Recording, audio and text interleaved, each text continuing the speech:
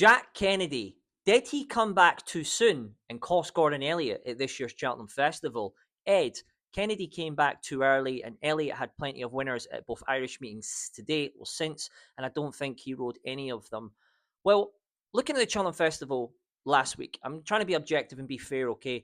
There was two mounts that Jack rode. I think that another jockey, maybe Danny Gilligan or Sam Ewan, might have given the horse a better ride. And I'm going to tell you why, okay?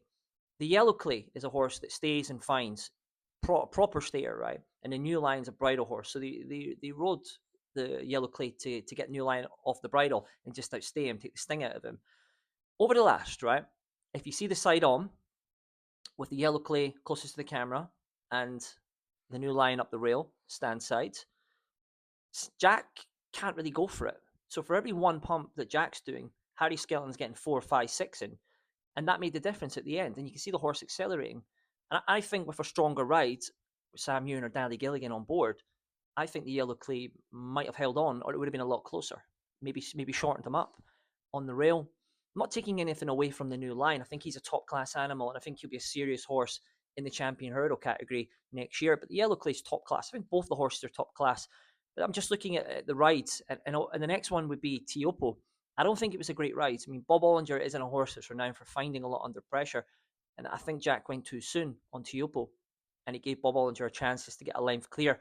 And he just couldn't get back on terms. But a few people have said that he came back a little bit too early. I know that he took a bad knock in the champion hurdle when State Man fell at the last. It did actually, when the horse that collided, actually hit into Jack Kennedy's, the leg that he broke, and actually maybe damaged it. And obviously he's had winners since. But I don't know. I wasn't massively impressed. And these small margins can make quite a big difference. And I was told as well that he had to be carried by two people to get onto the horses as well because his leg's knackered. And Jack's a top class jockey. He's just been very unlucky with injuries, and they're starting to rack up, aren't they? And I genuinely don't know how much longer he's got. Unfortunately, top class jockey's just been very, very unlucky with injuries. And there comes a point where you think maybe enough's enough, you know, and your health's more important. And obviously, from an owner's trainer's perspective, can you keep carrying someone that's not 100%? But I would love for him to come back and maybe just have maybe 2, 3, 4 years with no injuries, because he is a top class jockey. Like, no one's denying that. He's just been very unlucky, hasn't he? And these injuries can rack up in the small margins, you know, in this game. But I'd love everyone to know, like, what do we think? Do you think Jack Kennedy was 100%, or do you think with me maybe was maybe 95%, and he was just missing that edge because he came back too early? Let me know in the comment section. Good luck.